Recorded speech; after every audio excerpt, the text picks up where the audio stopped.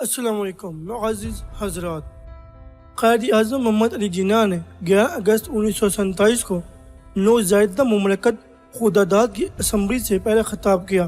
اپنی اس تقریر میں قائد اعظم نے ان 7 مسائل کا ذکر کیا جو اس نئے ملک کو درپیش آ سکتے تھے، اور آج ہم دیکھتے ہیں کہ عظیم قائد کے وہ الفاظ کس طرح سچ ثابت ہوئے ہیں، اور پاکستان آج انہی مسائل میں گھڑا ہوا ہے۔ قائد اعظم محمد علی جناح نے پہلا مسئلہ لا اینڈ آرڈر کی صورتحال خراب ہونے کا بیان کیا تھا۔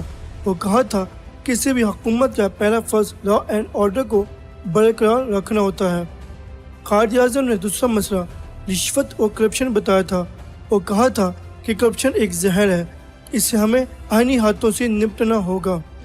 تیسرا مسئلہ بلیک مارکیٹنگ اور غیر قانونی کاروبار تھا، جس کے متعلق قائد نے کہا تھا ہمیں اس دیو کو بھی قابو کرنا ہوگا۔ انہوں نے کہا کہ چوتھا مسئلہ اقلیتوں کے ساتھ امتیازی سلوک ہوگا جو اس ملک کو درپیش ہوگا۔ اس کے متعلق انہوں نے کہا تھا تم آزاد ہو اپنے مندروں میں جانے کے لیے، تم آزاد ہو اپنی مسجدوں میں جانے کے لیے، پاکستان میں تم آزاد ہو اپنی عبادت گاہوں میں جانے کے لیے۔ پانچواں مسئلہ غربت تھا جو ہمارے قائد نے بیان کیا۔ انہوں نے کہا تھا کہ اگر ہم پاکستان کو خوشحال بنانا چاہتے ہیں تو ہمیں عوام کی فلاح کو یقینی بنانا ہوگا۔ قائد نے چھٹا مسئلہ یہ بیان کیا تھا کہ دشمنیاں پالی جائیں گی اور تاریخ ماضی کے ہاتھوں میں ہم ڈکٹیٹ ہوں گے۔ قائد نے کہا تھا اگر ہم تاریخ ماضی کو بھولنے کے لیے باہمی تعاون سے کام کریں گے تو ہم کامیابی سے ہمکنار ہو سکتے ہیں۔ ہمارے قائد نے 7واں مسئلہ نسلی اور مذہبی تفریق بیان کیا تھا۔